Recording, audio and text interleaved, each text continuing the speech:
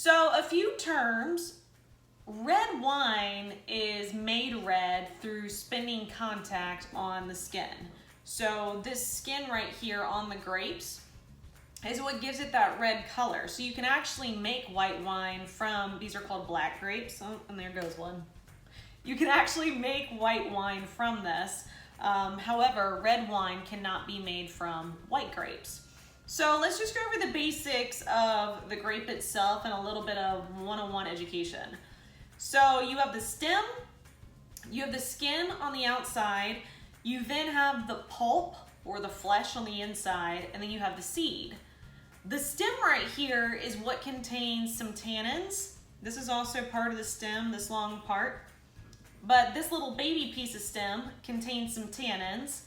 The skin on the outside contains the color, the tannins, a lot of the flavor as well. It's also where the phenols come from. The inside of this, the juice, the flesh, that's all on the inside. So when you break this open, that's where you're getting all of the juice to make the wine with.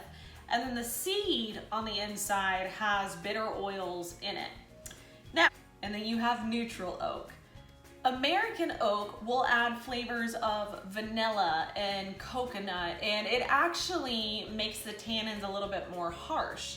Where French oak or European oak, which tends to be a very common one that is used, it adds flavors of toast or a nuttiness to it, while it often helps soften out the tannins as well. So that tends to be a very popular preference of oak.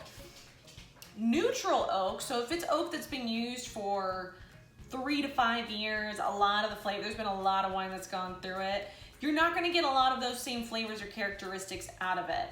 The other thing too is oak is a porous vessel, which means over time, slowly, in the aging process in oak barrels, slowly oxygen can seep in, slowly. It's not necessarily like inducing oxygen, but it just slowly seeps in because it's a porous vessel. It starts to create chemical reactions in the wine. Some of those chemical reactions create more of the butterscotch, the toffiness, and if you look at a wine tasting chart down at the bottom where it talks about aging and oak aging, it talks about that with oxidation. Okay, white wine. So white wine making is very similar to red wine making. The main difference is, remember, the color of red wine comes from the skin on the outside. So the process for white wine making is similar with how it comes off the vines and how it's harvested. You can do the same process. It can be machine harvested or it can be harvested by hand. So those are the similarities. It is also then crushed. So remember, squeezing it, crushing it, releasing some of the juices.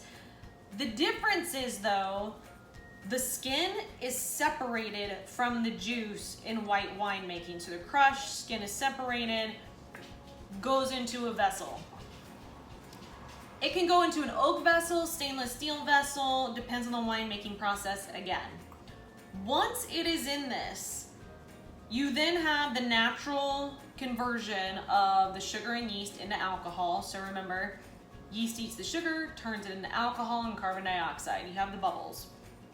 Well, white wine, almost all red wines undergo this. White wine like Chardonnay and Sauvignon Blanc and sometimes Viognier undergo malolactic fermentation.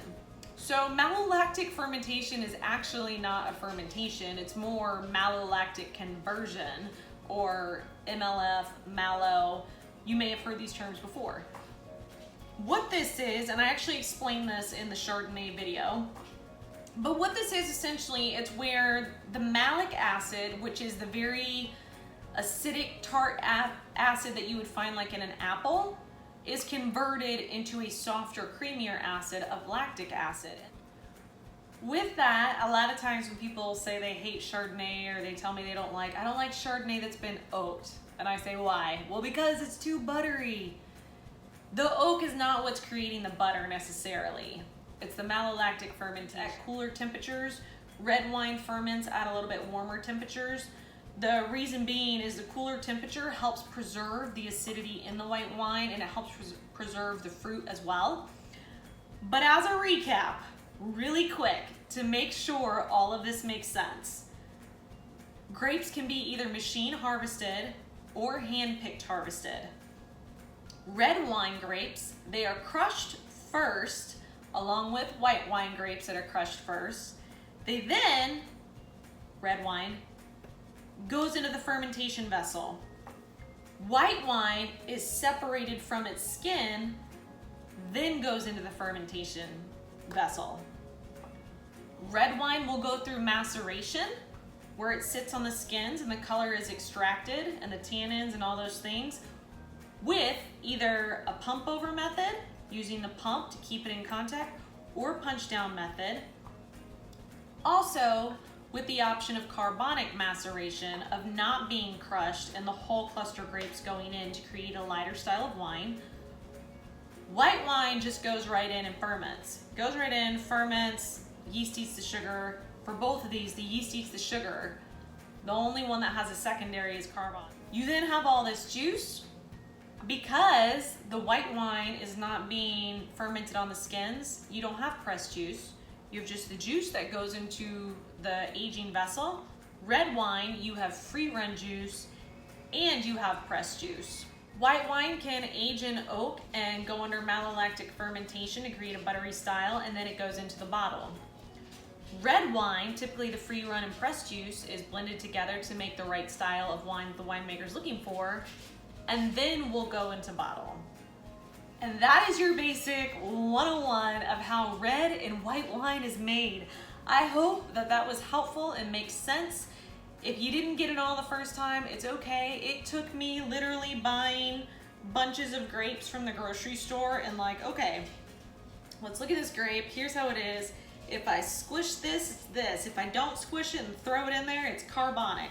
If it's here, it's hand stemmed. If it's not, so do what you need to do to figure that out. Also, I encourage you to try the different wines using the different winemaking techniques.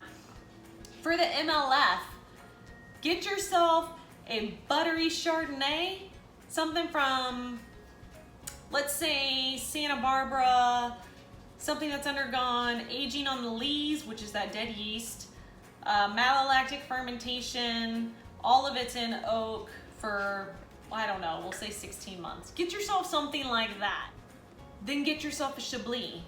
Something that is much lighter, it's more crisp, it's acidic, it's a cooler climate, it's a totally different style of Chardonnay, and taste the difference. And then you'll be able to study the winemaking techniques to understand what's undergone what and how it was made, and it'll really make sense with the winemaking process. I hope that was helpful. I hope you have a better understanding of how wine is truly made, both red and white. I can't wait to see you in some of the other videos, especially the tasting videos, because tasting wine is so much fun, and I really appreciate you being here. Enjoy it and have an awesome day.